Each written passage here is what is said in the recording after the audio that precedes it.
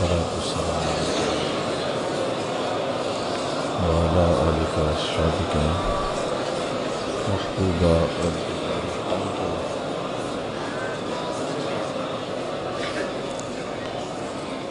حمد و ثنا کے بعد عالی مرتبت علماء کرام، مبلغین،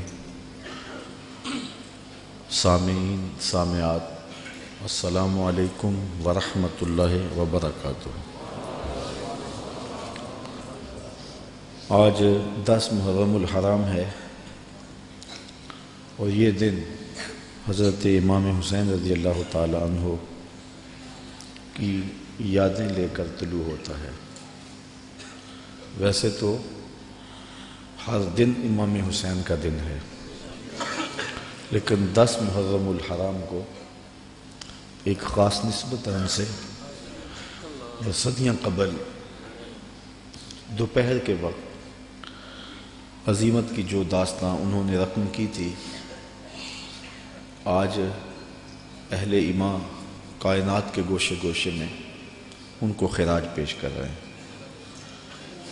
اتنے آنسو کسی کے لیے نہیں بہے جتنے امام حسین کے لیے بہے، اور اتنی آہیں اور سسکیاں کسی کی محبت میں نہیں ہوئی جتنی حضرت امام حسین رضی اللہ تعالی عنہ کے لیے ہوئی۔ صدیاں اداس ہیں حضرت امام حسین کے لیے۔ نواسہ رسول نے عظیمت کی جو داستان رقم کی اور جس طرح انہوں نے دین کے گرتے ہوئے پرچم کو اٹھا لیا اور اپنا گھر لٹا کے دین کو لٹنے سے بچا لیا، آج ہمارا ایک ایک عضو بدن ان کو خراج عقیدت پیش کرتا ہے۔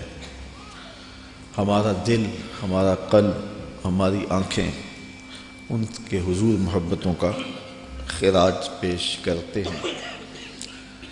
علماء سے آپ نے اس عنوان سے بہت ساری باتیں سنی اور محبتوں کے نغمے بھی چھڑے رہے، کربلا کی یاد بھی تازہ ہوتی رہی اور زخموں سے خون بھی بہتا رہا اور آنکھیں آنسوں کے خراج بھی دیتی رہیں۔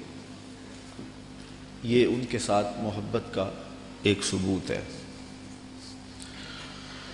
حضرت امام حسین رضی اللہ تعالی عنہ کی سیرت، آپ کا انداز معاشرت، آپ کی زندگی اور آپ کی یہ عظیم قربانی ہم سے اس چیز کو طلب کرتے ہیں کہ ہم ان کے اسوہ کو اپنائیں۔ چونکہ وقت بہت تھوڑا ہے، میں 2-4 باتیں جو حضرت امام حسین کی زندگی سے ہم روشنی لے کر کے اپنی زندگیوں میں ڈال سکتے ہیں۔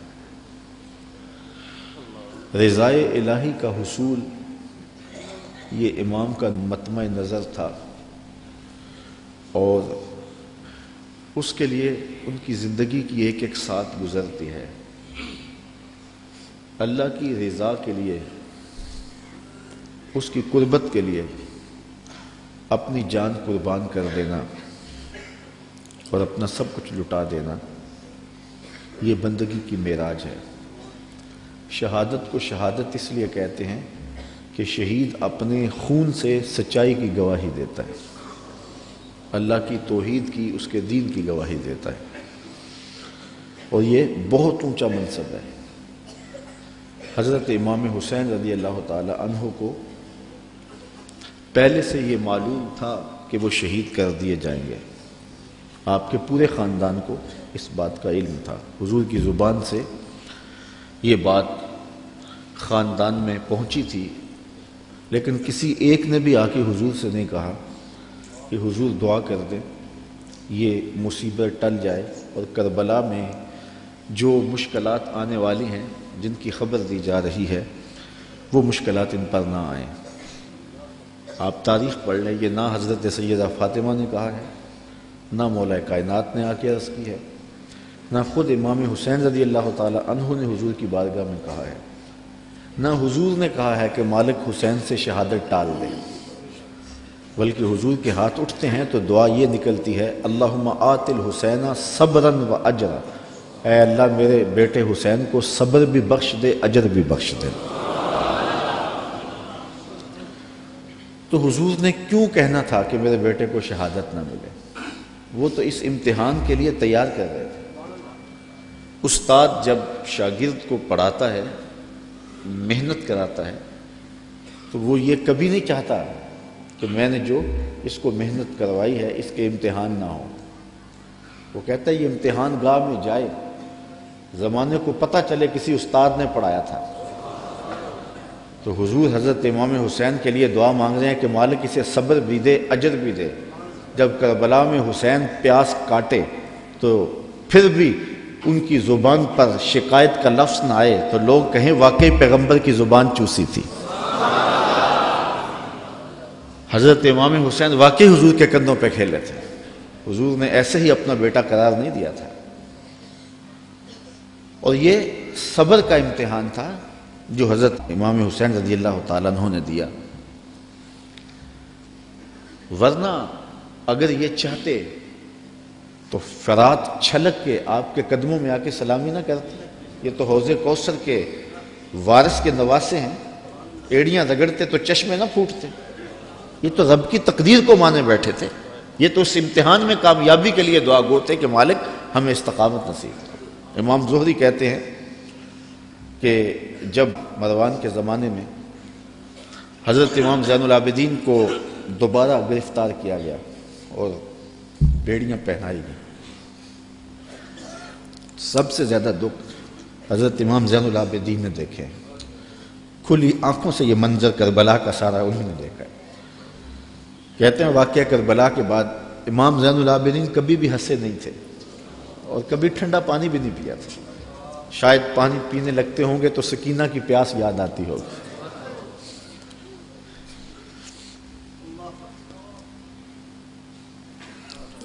لیکن آپ کے ہاتھوں میں ہاتھ کڑیاں ڈال لی گئی اور قید میں ڈال دیا گیا۔ امام زہری کہتے ہیں کہ میں نے جو ہی امام کو دیکھا تو امام زہری رو پڑے۔ امام زین العابدین نے کہا زہری رو کیوں رہے ہو؟ میں نے کہا حضرت آپ کے ان ہاتھوں میں ہاتھ کڑیاں ہیں، پیغمبر زادے ہو، دنیا کو دین دیا ہے، اور آج آپ کے ہاتھ میں ہاتھ کڑیاں ہیں۔ بے مروت بے وفا تیرا بھی کیا افسانہ ہے، جس نے اپنی ہی شمع کو گل کیا تو وہ پروانہ ہے۔ تو کہا یہ لوگ کتنے ظالم ہیں جنہوں نے آپ کے ہاتھوں میں ہتھ کڑیاں ڈالی۔ اور امام زہری کا دل پھٹتا جا رہا ہے۔ امام زین العابدین فرمانے لگے زہری پریشان ہونے کی ضرورت نہیں، ہم تو اس کی تقدیر کے اوپر راضی ہیں، ورنہ یہ زنجیریں کیا ہیں، آپ نے جھٹکا دیا زنجیریں ٹوٹ گئیں۔ کہا یہ ہمارے لیے نہیں ہے۔ تو یہ کربلا کی مشکلیں ٹل جاتی اگر حضرت امام چاہتے، لیکن انہوں نے تو مشکل کو سہ کے اور قربانیاں دے کے عظیمت کی داستان رقم کرنی تھی، اور وہ زمانے نے دیکھا۔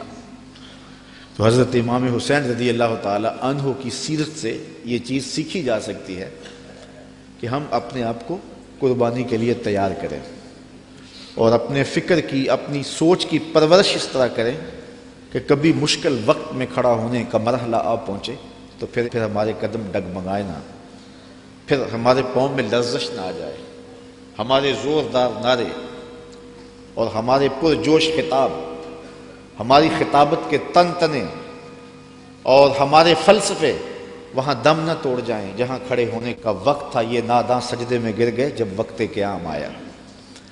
تو ہم نے اپنی پرورش حضرت امام حسین رضی اللہ تعالی عنہ کی اس فکر کی روشنی میں کرنی ہے، تاکہ اگر کوئی ایسا وقت آن پہنچے تو پھر ہمارے قدم اکھڑنے نہ پائیں۔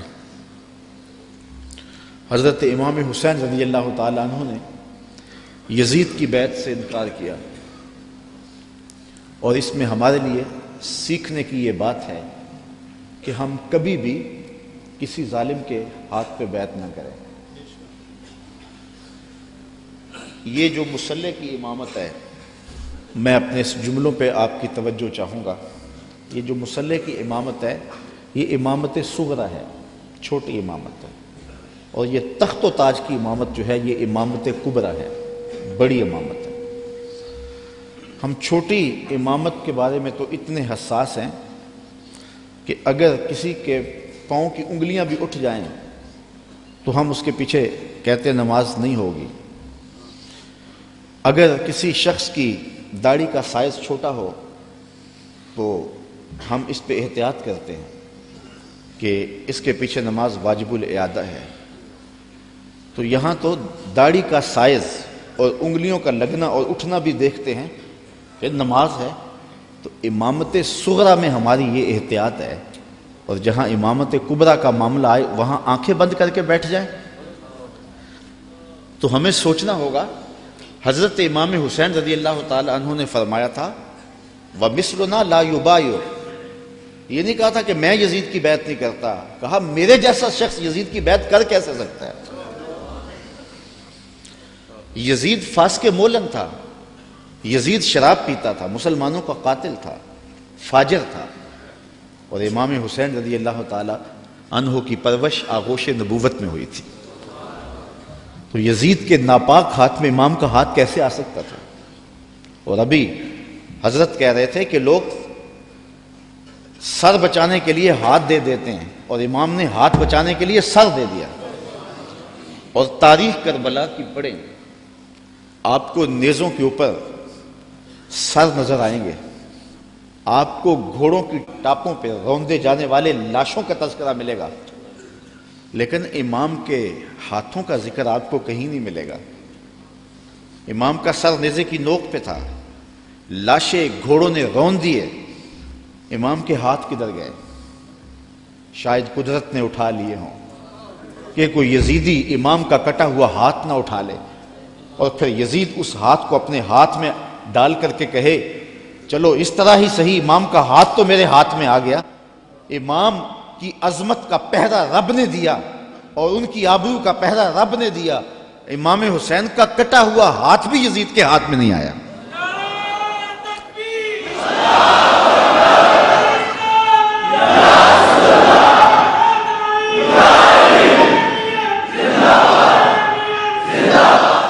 اور اس ہاتھ کو بچانے کے لیے مدینہ چھوڑا۔ مدینہ چھوڑنا کوئی آسان تو نہیں نا، 8 دن کے لیے حاجی جاتا ہے نا، مدینے میں رہتا ہے، اور جب چھوڑتا ہے تو قیامت ٹوٹ رہی ہوتی ہے۔ کسی نے پوچھا تھا عمرے اور حج کا ماجرا، تو میں نے کہا تھا کعبۃ اللہ پہ پہلی نظر مشکل ہے اور روضہ رسول پہ آخری نظر مشکل ہے۔ تو 8 دن رہنے کے بعد وہاں سے پلٹنا قیامت ہوتا ہے۔ اور جس نے زندگی مدینے میں گزاری ہے، جو پیدا مدینے میں ہوا، جس کے گھر کا دروازہ مسجد نبوی کے اندر کھلتا ہو، جس کا مسکن اور مولد مدینہ ہو۔ اعظم چشتی مرحوم جب مدینہ رسول میں آخری حاضری پر گئے تو بیمار تھے، ویل چیئر پہ تھے، تو انہوں نے الوداع ہوتے ہوئے خادم سے کہا کہ میرا رخ حضور کے روضے کی جانب رہنے دو اور کچھ پیچھے سے کھینچو۔ اور جب وہ نظارے نگاہوں سے اوجھل ہونے لگے تو اعظم چشتی مرحوم نے کہا کہ جان بدن سے نکلتی ہے اعظم، جان بدن سے نکلتی ہے اعظم، کوئی آسان ہے مدینے سے جدا ہونا۔ تو اپنی فکر کی آبیاری کے لیے اور یزید سے اپنے ہاتھ کو بچانے کے لیے آپ نے وہ شہر مدینہ بھی چھوڑا، شہر خوبہ بھی چھوڑا، پھر مکہ المکرمہ بھی چھوڑا۔ 8 ذی الحج کو مکہ المکرمہ چھوڑا، تاریخ پڑھیں آپ، اور منا میں 8 ذی الحج کو لوگ جمع ہو رہے ہیں، اے تماشا گاہ عالم روئے تو کجا بہرے تماشا میر ہوگی۔ اب یہاں مجھے اقبال یاد آئے، مدعاش سلطنت بوتے اگر خود نہ کر دے وا چنی ساما سفر۔ اقبال کہتے ہیں کہ اگر حضرت امام حسین رضی اللہ تعالیٰ عنہ کا مدعا سلطنت کا حصول ہوتا تو اتنے تھوڑے لوگوں کے ساتھ آپ کبھی بھی سفر نہ کریں۔ ٹوٹل 145 افراد ہیں، بچوں اور خواتین کے سمیت، اور سارا مدینہ آپ کا مرید ہے۔ اللہ اکبر۔ مکے میں پوری دنیا سے حاجی آ رہے ہیں، لیکن آپ مکے کو چھوڑ کے جا رہے ہیں۔ ترماح بن عدی بن حاتم راستے میں ملتا ہے تو 30,000 کا لشکر آپ کی پشت پہ کھڑا ہونے کا عندیہ دیتا ہے۔ آپ فرماتے مجھے یہ بھی قبول نہیں ہے۔ یزید کا مکروہ چہرہ بے نقاب کرنے جا رہے تھے اور اس شہادت کو چومنے جا رہے تھے جس کی بشارت رسول اللہ نے دی ہوئی تھی۔ اور پھر بڑھتے گئے اور اٹھنے والے قدم حضرت امام کے پیچھے نہیں ہٹے، اور قیامت تک لوگوں کو درس اور سبق دے گئے کہ حق کے لیے جان کا نذرانہ پیش کرنا پڑے تو یہ سودا سستا ہے۔ آج دین کی قدریں پامال ہوں اور ہم ڈھب سے بات بھی نہ کر سکیں تو میں پوچھتا ہوں، کیا حجرہ فاطمہ سے بڑی بھی کوئی خانقاہ ہو سکتی ہے؟ کیا حسین ابن علی سے بڑا بھی کوئی سجادہ نشین ہو سکتا ہے؟ تو جب انہوں نے حق کے لیے اپنا سب کچھ لٹا دیا تو مجھے اور آپ کو اپنی زندگی کی ایک ساتھ کو دین کے لیے پیش کر دینا ہوگا۔ حضرت امام حسین سے سیکھا جا سکتا ہے صبر اور استقامت کا سلیقہ، کہ انہوں نے کس طرح صبر کا امتحان دیا۔ 57-58 سال کی عمر کا شخص ہو اور اس کو یہاں سے چل کے باہر وضو خانوں تک 3 سے 4 مرتبہ جانا پڑے تو سانس پھول جائے گی، اور حضرت امام حسین ایک بار نہیں گئے، 71 بار لاشیں لینے گئے ہیں، 71 مرتبہ لاشیں لینے گئے ہیں، اور لاشیں بھی بیگانوں کی نہیں ہیں، اپنے بیٹوں کی۔ جوان بیٹے کی لاش اٹھانا تماشا لب بام نہیں ہے۔ کسی کا جوان بیٹا فوت ہو جائے، سارے گھر والے دلاسہ دے رہے ہوتے ہیں تو باپ اور ماں سنبھلتے نہیں ہیں۔ ایسے مناظر آپ روز دیکھتے ہیں۔ جنازہ اٹھتا ہے تو 10 آدمی تھام کے لے جا رہے ہوتے ہیں، یہ کون ہے؟ کہا اسی کے جوان کی لاش جا رہی ہے۔ جوان بیٹے کی لاش ہو، 10 آدمی سنبھالا دے رہے ہوں اور باپ پھر بھی نہیں سنبھلتا، موت بھی تبھی ہوتی ہے۔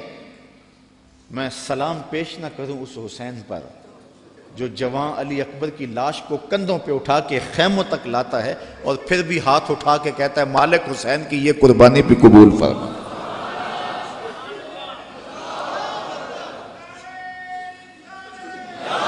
اتنے دکھ تو کو ہمالیہ پہ آتے تو اس کا پتا بھی پانی ہو جاتا، وہ بھی برداشت نہ کر پاتا۔ ابن راشد یہ کربلا کے واقعات کا چشمدید گواہ اور راوی ہے۔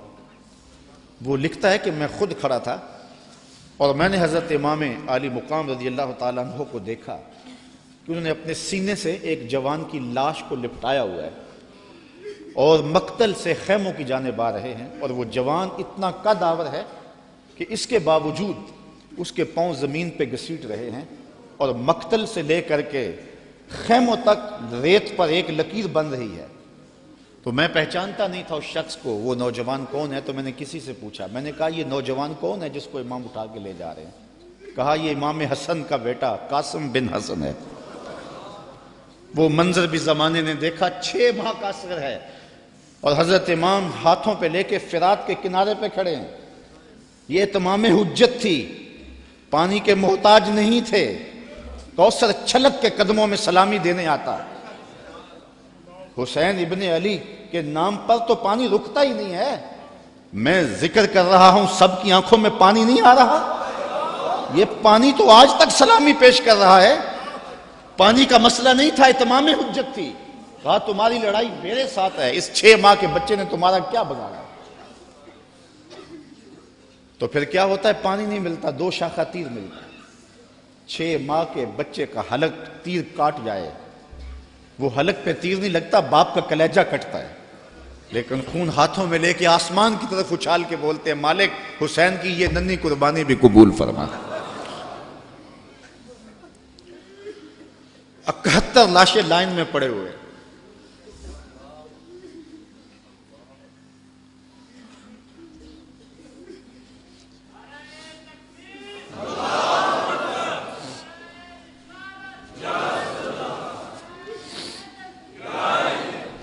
یزیدیوں کی صفاقی، ان کا ظلم اور بربریت ان کے تیور نظر آ رہے ہیں، اور خیمے کے اندر پردہ دار سادات بیٹھی، رسول اللہ کی شہزادیاں بیٹھی۔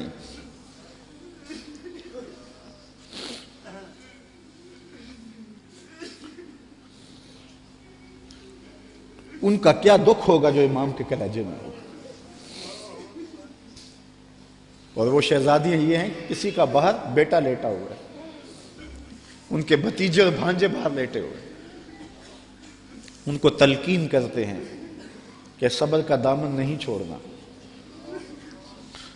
اور امام گھوڑے کی زین پہ سوار ہوتے ہیں۔ بانکپن ایسا ہے جس ڈھب سے کوئی مقتل میں گیا وہ شان سلامت رہتی۔ زمانے نے دیکھا 71 لاشیں اٹھا کے خیموں تک لانے والا حسین جب گھوڑے پہ آتا ہے تو اشقیاء کی صف میں کھلبلی مچ جاتی ہے، آواز آ رہی ہے یہ کون ذی وقار ہے، بلا کا شاہ سوار ہے، لباس ہے پھٹا ہوا غبار سے اٹا ہوا، تمام جسم نازنی چھدا ہوا کٹا ہوا، پھر بھی ہے ڈٹا ہوا، یہ نبی کا نور عین ہے، یہ بال یقین حسین۔ اللہ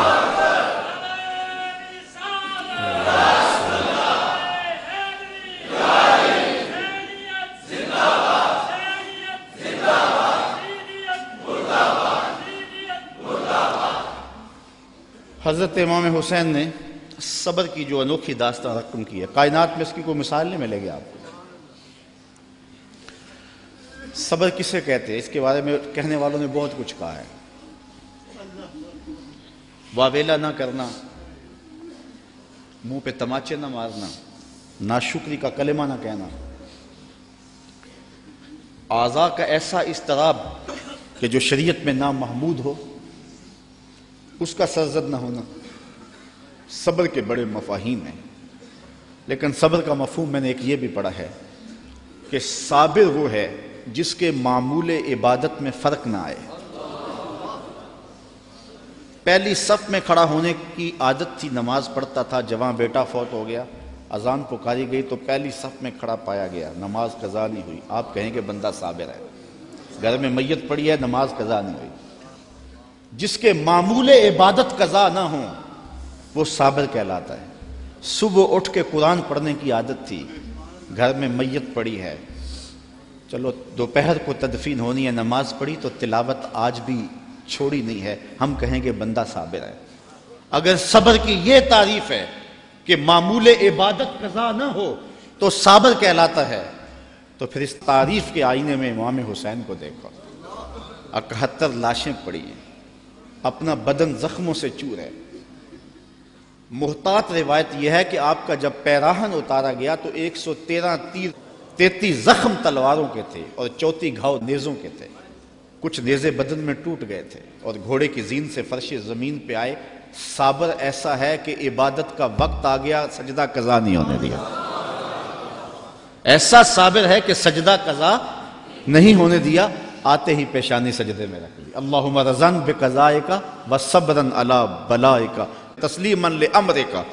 اے اللہ سب کچھ کٹا کے، اور بچوں کی لاشیں پڑی ہیں، حسین کے لخت لخت سے خون بہ رہا ہے، لیکن حسین پھر بھی حاضر ہو گیا تیرے امر کو تسلیم کرتے ہوئے اور آنے والی مشکلوں پر صبر کرتے ہوئے، اور حسین تیرے حکم پہ راضی ہے، تو بھی بتا تو بھی حسین پہ راضی ہوا ہے یا کہ نہیں ہوا۔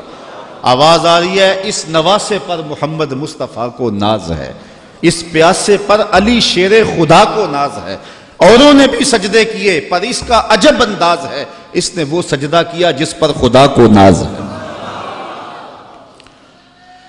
عابد ایسا کہ معمول عبادت قضا نہیں ہوا، سجدہ قضا نہیں ہوا۔ اب آپ جانتے ہیں کہ امام حسین کا سر جو تھا سجدے میں جھکا ہوا تھا کہ دستے قاتل نے سر انور کاٹ لیا، اور پھر سر انور کو کاٹ کے نیزے کی نوک پہ چڑھا دیا۔ یزیدیوں نے اس لیے کیا کہ اپنے لشکر کو تسلی دیں کہ ہم کامیاب اور کامران ہوئے ہیں، دیکھو سر حسین کٹ کے نیزے کی نوک پہ چڑھ گیا۔ تو جب انہوں نے نیزے کی نوک پہ سر حسین چڑھایا تو لشکر یزید سے آواز آئی یہ کیسا سر ہے جو کٹ کے بھی سر بلند ہے، اس کی سر بلندی اب بھی نہیں گئی، اب بھی یہ اونچا ہے۔ اور جب سر انور نیزے کی نوک پہ چڑھایا گیا تو اس انداز سے چڑھایا گیا کہ کٹی ہوئی گردن کا رخ آسمان کی طرف اور سر انور کا رخ زمین کی طرف۔ تو کسی شاعر نے تخیل باندھا بآں کے سر نیزے پہ اور سوئے زمین ہے روح، یعنی سجدہ ثانی کی ہے آرزو۔ رکعت میں 2 سجدے ہوتے ہیں، ابھی ایک ہوا تھا کہ سر کاٹ لیا گیا، حسین کی پیشانی میں دوسرے سجدے کی آرزو مچل رہی ہے۔ صابر ایسا کہ معمول عبادت قضا نہیں ہوا، اور پھر تلاوت بھی قضا نہیں ہونے دی۔ حسین کا سر نیزے کی نوک پہ ہے، لبوں پہ قرآن جاری ہے۔ چونکہ حسین کو لوریاں ہی قرآن کی ملی تھی، تو حسین ابن علی رضی اللہ تعالی عنہ سے صبر سیکھا جاتا ہے، استقامت سیکھی جا سکتی ہے، اور اپنی زندگی میں اس کا چراغاں کیا جا سکتا ہے۔ بہت ساری چیزیں سیکھنے کی ہیں اس خاندان سے، رواداری اور خودداری بھی سیکھی جا سکتی ہے۔ جب یہ لشکر حضرت امام حسین رضی اللہ تعالیٰ عنہ کو شہید کر دیتا ہے اور آپ کے لاشوں کے اوپر گھوڑے دوڑائے جاتے ہیں اور ہوائیں مٹی ان کے اوپر اڑا دیتی ہیں، اور پھر وہاں سے شہیدوں کے سر نیزوں پہ چڑھا کے کوفہ اور کوفہ سے دمشق لے جایا جاتا ہے، تو یزید پوچھتا ہے اپنے خاص لوگوں سے کہ اس راستے کے اندر تم نے ان کی کیفیت کیا دیکھی؟ یزید بدبخت کے دل میں یہ تھا کہ میں اب بھی فاتح بن جاؤں، امام زین العابدین ڈر کے گھبرا کے ان مشکلات سے میری بیعت کر لیں، کیونکہ اگر امام زین العابدین بیعت کر لیتے تو کربلا کی ساری داستان زیرو ہو جاتی، اور وہ یہ کرنا چاہ رہا تھا، لیکن زین العابدین کی رگوں میں بھی تو خون حسین تھا، تو بڑے دکھ دیے۔ آدمی حیران ہو جاتا ہے کہ کس طرح انہوں نے گھوڑوں کے اوپر سوار کرا کے اطرت پیغمبر کو بازاروں میں پھرایا، اور پھر ان کے سر نیزوں کی نوک پہ چڑھے ہوئے تھے، لیکن دربار یزید میں جب پہنچے تو یزید نے اپنے خاص لوگوں سے پوچھا کہ کیا ان کی اب حالت ہے؟ لاشیں کٹ کے وہاں پڑے ہوئے ہیں، سر یہ ہیں، تو اب تو دب گئے ہوں گے۔ تو جو اس نے جواب دیا اس سے اس خاندان کی خودداری اور غیرت دیکھو۔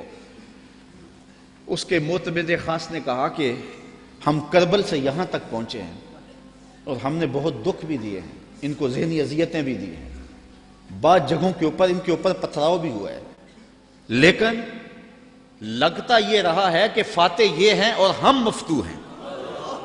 ان کا انداز اور ان کا تیور ہمیشہ یہ بتاتا رہا ہے کہ اصل فاتح یہ اور مفتوح ہم ہیں، اور حقیقت ہے بھی یہی۔ اقبال کہتا ہے جو دلوں کو فتح کر لے وہی فاتح زمانہ، جو دلوں کو فتح کر لے وہی۔ حشام بن عبد الملک بنو امیہ کا بڑا تگڑا حکمران گزرا ہے، حج کرتا ہوا حجر اسود کے سامنے آیا، دل میں آیا کہ میں حجر اسود کو چوموں، ہجوم اتنا تھا کہ چوم نہ پایا۔ جن لوگوں نے حج کیا ہے منظر آنکھوں میں گھوم گیا ہوگا، تو اتنا ہجوم تھا کسی نے بادشاہ کی پرواہ نہیں کی، راستہ نہیں دیا، وہ ایک سمت کھڑا ہو کے منتظر رہا کہ کوئی رش کم ہو تو میں حجر اسود کو بوسہ کروں۔ اتنے میں امام زین العابدین بھی طواف کرتے کرتے آئے، وہ رک کر کے جب حجر اسود کو دیکھنے لگے تو لوگوں نے راہیں چھوڑ دی، آگے بڑھے، حجر اسود کو چوما اور پھر طواف میں لگ گئے۔ حشام کو بڑا غصہ آیا کہ میں بادشاہ وقت اور میرے لیے لوگوں نے راستہ نہیں چھوڑا اور ان کے لیے راستہ چھوڑ دیا، تو وہ اپنے درباری شاعر فرزدق سے کہنے لگا من ھذا، یہ کون ہے؟ حالانکہ وہ جانتا تھا یہ امام زین العابدین ہے، لیکن اس نے تحقیر کرنے کے لیے تجاہل عارفانہ برتتے ہوئے کہا من ھذا، اے کون ہے؟ وہ جو فرزدق شاعر تھا تو بادشاہ کا درباری شاعر، لیکن آج اس کی غیرت جاگی۔ جب اس نے کہا نا من ھذا، یہ کون ہے، تو فرزدق نے کہا بادشاہ تو نہیں جانتا یہ کون ہے؟ اس کو تو بتہا کہ سنگ ریزے بھی جانتے ہیں یہ کون ہے، اس کو تو فرش والے بھی جانتے ہیں اور افلاک والے بھی جانتے ہیں کون ہے۔ کہا یہ تو فاطمہ کا بیٹا ہے، یہ علی کا شہزادہ ہے، رسول اللہ کا نواسہ ہے۔ اور پھر کھڑے کھڑے امام کی شان میں قصیدہ لکھ دیا، اور اس میں فرزدق نے بادشاہ کو مخاطب ہو کے کہا تیرا نکرہ کرنا اس معرفہ کو نکرہ نہیں کر دے گا، یہ کل بھی معرفہ تھا، یہ آج بھی معرفہ ہے، تیرا من ھذا کہنا اس معرفہ کو نکرہ نہیں کرے گا۔ بادشاہ کو اتنا غصہ آیا کہ اس نے فرزدق کو ایک بند کنویں میں ڈلوا دیا، قید کروا دیا۔ امام کو پتہ چلا تو انہوں نے اشرفیوں کی ایک تھیلی بطور جو ہے وہ محبت فرزدق کے پاس بھیجی، اس نے چوم کی آنکھوں سے لگائی اور خادم کے ہاتھ میں واپس کرتے ہوئے کہا کہ امام سے کہنا، میرا سلام دینا، کہنا ان ٹگوں کے لیے بادشاہوں کی نوکری کی ہے ساری زندگی، اور یہ جو میں نے قصیدہ لکھا ہے پیسوں کے لیے نہیں کیا، اشرفیوں کے لیے نہیں لکھا، آپ کے نانے کی شفاعت کے لیے لکھا ہے۔ جو دلوں کو فتح کر لے وہی فاتح زمانہ، آپ پورا شہر ڈھونڈ لیں، آپ کو شمر نام کا شخص نہیں ملے گا، آپ کو خولی نام کا شخص نہیں ملے گا، آپ کو ابن زیاد نام کا شخص نہیں ملے گا، آپ کو یزید نام کا شخص نہیں ملے گا۔ اور اگر آپ ڈھونڈنے نکلے، دور کیا جانا، اسی محفل سے ڈھونڈ لے، ہزاروں علی کے نام کے ہوں گے، ہزاروں حسین کے نام کے ہوں گے، شبیر کے نام کے ہوں گے، اور کتنی تجھے محبتیں اے فراز چاہیے، ماؤں نے تیرے نام پہ بچوں کے نام رکھ دیے۔ جو دلوں کو فتح کر لے وہی فاتح زمانہ۔ تو حضرت امام حسین رضی اللہ تعالی عنہ کے خانوادے کا جو ترہ ہے اور خودداری کا جو انداز ہے وہ دیکھنے کو ملا، اور کربلا سے لے کر کے مدینے تک یہ منظر ہر جگہ پہ دکھائی دیا۔ حضرت امام حسین کو کربلا میں دیکھیں یا ان کے خاندان کو کوفے کے بازاروں میں دیکھیں یا دمشق کے بازاروں میں یا دربار یزید میں دیکھیں، آپ دیکھیں گے کہ باوجود کہ یہ مظلوم ہیں، باوجود کہ ظلم و جبر کی انتہا کر دی گئی، لیکن انہوں نے اس کے جواب کے اندر کوئی شخصی وار نہیں کیا ہے۔ سارے کربلا کے واقعات کو پڑھتے جائیں، بلکہ اس واقعہ کو سمجھنے کے لیے صرف ایک واقعہ، اللہ نے مختار سقفی سے یہ کام لیا کہ اس نے قاتلان حسین کو چن چن کے مارا۔ مالک اشتر کی قیادت میں فرات کے کنارے ابن زیاد کے لشکر سے لڑائی تھی، اللہ نے مالک اشتر کو فتح دی اور یزیدی بھاگ کھڑے ہوئے، کچھ قتل کر دیے گئے، کچھ بھاگ گئے، کچھ پکڑ لیے گئے۔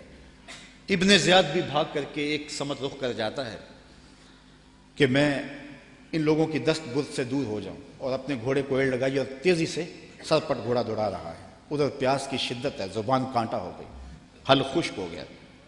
صحرا کے اندر لگا ہوئے خیمہ دکھائی دیا، سوچا کہ اس خیمے والے سے جلدی سے رک کر کے پانی کے 2 گھونٹ لے لوں اور پھر آگے بڑھ جاؤں گا۔ گھوڑے سے اترا، خیمے کا پردہ سرکایا، دیکھا کہ امام زین العابدین عبادت کر رہے ہیں۔ امام زین العابدین کبھی مدینہ سے باہر نکل کے صحراؤں میں خیمہ گاڑ لیتے تو مہینہ مہینہ گزارتے، یہ کسی ایسی جگہ پہ خیمہ گاڑے عبادت میں مصروف تھے، قرآن کی تلاوت کر رہے تھے۔ اس نے سرکایا پردہ تو دیکھا امام ہے، غیرت ہوتی تو ایک پانی کا گھونٹ بھی نہ مانگتا، لیکن مرتا تھا کیا کرتا۔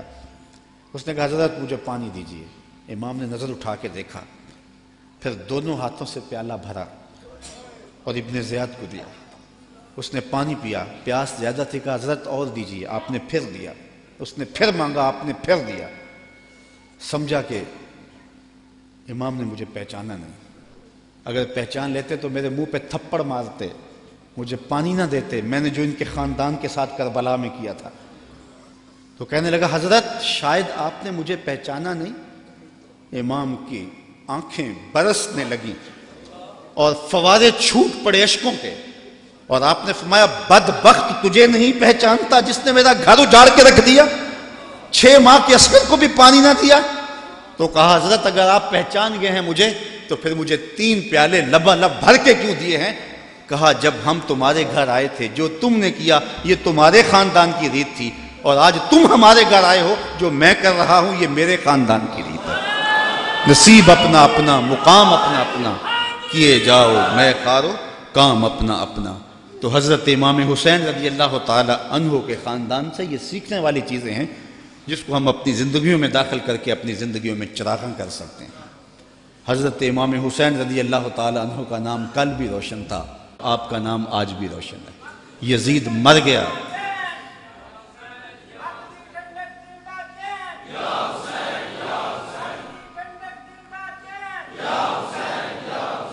سارا دن بھی ہم نعرے لگاتے رہیں، یہ ایسا نام ہے کہ ہر لمحہ اندر ٹھنڈ اترتی رہتی ہے۔ میں کہتا ہوں آج کوئی ہے جو یزید کا نام لیتا؟ یزیدی ہیں، گلی گلی یزید آج بھی موجود ہے، مختلف روپوں کے اندر یزید ہے، لیکن یزید کو اس قدر امام نے بے نقاب کر دیا کہ آج یزیدی بھی یزید کا نام نہیں لے سکتے۔ اگر کوئی یزید کا نام لیتا بھی ہے تو سر جھکا کے لیتا ہے، دائیں بائیں دیکھ کے لیتا ہے، نام لینے سے پہلے شرمندہ، نام لیتے ہوئے شرمندہ، نام لینے کے بعد شرمندہ۔ میں کہتا ہوں کیسا ہے تمہارا لیڈر جس کا نام لیتے تمہیں شرم آتی ہے، اور ہمارے لبوں پہ جب نام حسین آتا ہے سر فخر سے بلند ہو جاتا ہے۔ فخر کا دل میں دریچہ باز کرنا چاہیے، فخر کا دل میں دریچہ باز کرنا چاہیے، جن کا تو آقا ہے ان کو ناز کرنا چاہیے۔ اے حسین ابن علی تم پر سلام، نازش آل نبی تم پر سلام، تم پہ لاکھوں رحمتیں لاکھوں سلام، اے شہیدان محبت کے امام۔ لالا گوں لالا بدن لالا کفن، اے چمن اندر چمن، زندگی ہی زندگی تیری حیات، اے حیات اندر حیات، افتخار ملت بیضا ہے تو، رب کعبہ کی قسم یکتا ہے تو، فخر کا دل میں دریچہ باز کرنا چاہیے، جن کا تو آقا ہے ان کو ناز۔ یہ اجتماع ناز کرنے کے لیے، ہم آ حسین والے نہیں ہیں، ہم واہ حسین والے ہیں۔ اتنے زخم تو کو ہمالیہ کے کلیجے پہ لگے تو اس کا بھی پتا پانی ہو جائے، لیکن حسین پھر بھی حق کا علم لیے کھڑا ہے، پھر بھی عظیمت کی داستان رقم کر رہا ہے۔ یہ حسین ابن علی ہے، آج ان کی روح کو خراج پیش کر رہے ہیں، محبتوں کے آنسو بھی بہے، ان کے نام کے نعرے بھی لگائے، ان کے فکر ان کے مشن کو بھی سنا، ان کے مناقب بھی روحوں میں اترے، اس عظیم کام کو خراج بھی پیش کیا گیا۔ آؤ آج کے اس اجتماع میں عزم کر کے اٹھیں کہ ہم نقوش امام کو خضر راہ بنائیں گے۔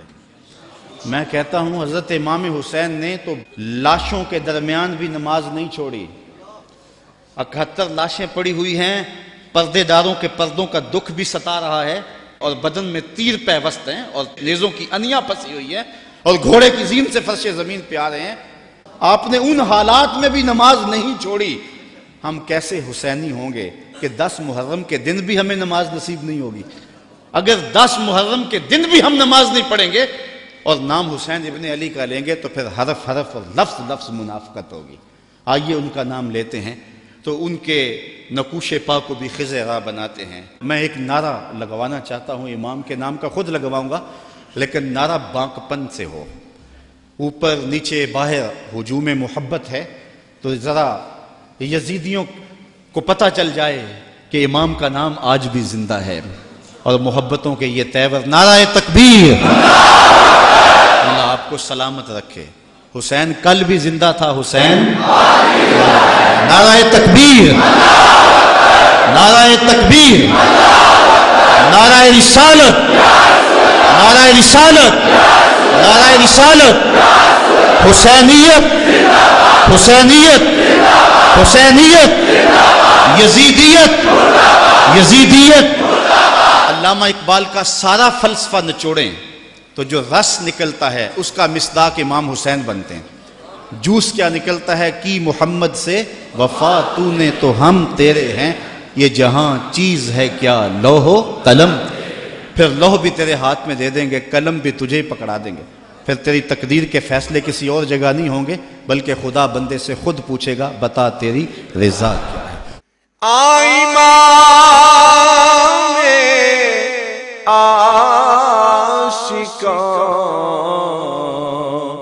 حرے بطول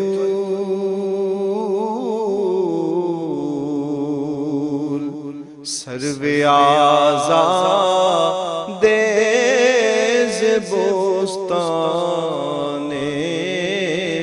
رسول، السلام